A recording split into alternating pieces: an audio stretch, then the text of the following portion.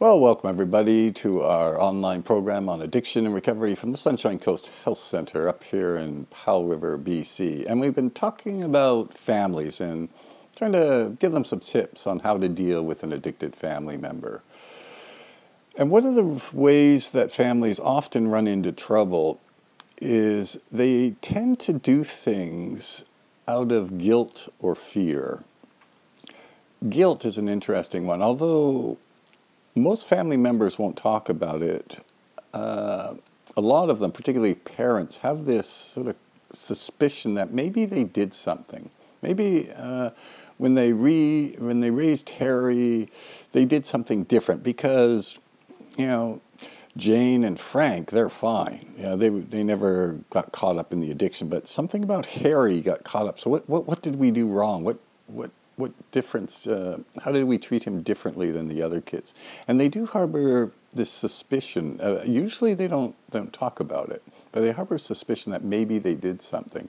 And so they'll tend to operate out of guilt. So they'll do things, for example, maybe they'll help someone get out of debt, or they'll call a lawyer if Harry runs into trouble.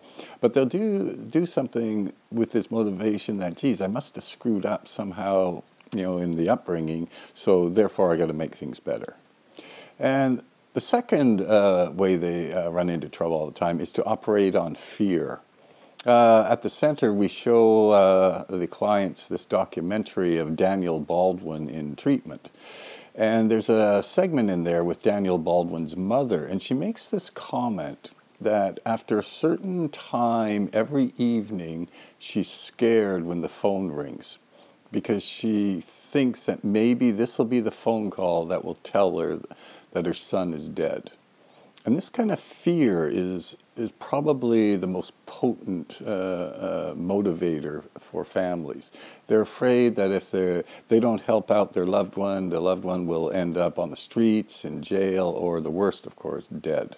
And so, and it's completely natural for families to want to prevent this or do what they can to help their loved one. So they very often, give them money, again, maybe get a lawyer, help them out of jams that they put themselves into with their addiction. And the problem with operating either from guilt or fear is that essentially the families then become victims to the addiction.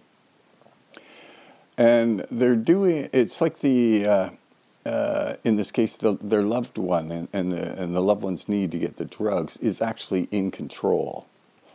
And many times their loved ones come up with all sorts of techniques and strategies, and usually pretty slick ones, in order to play on this fear and this guilt.